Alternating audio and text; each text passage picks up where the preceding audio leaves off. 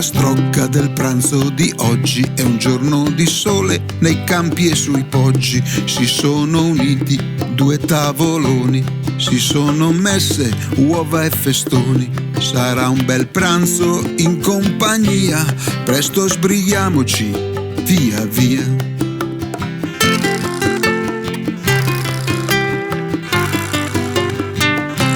C'è chi ha cotto 5 bistecche, nei vassoi c'è prosciutto a fette, nel forno cuociono i peperoni, con salva e olio son proprio buoni.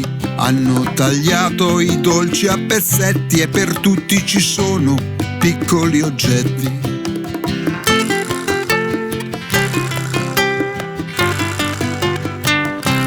Qui si è mangiato, sì, ma non solo. La scampagnata è come un volo, volo di oggetti, cibi, colori, volo di gesti, parole, cuori. Il pranzo è stato bello e armonioso, ora è finito e mi riposo.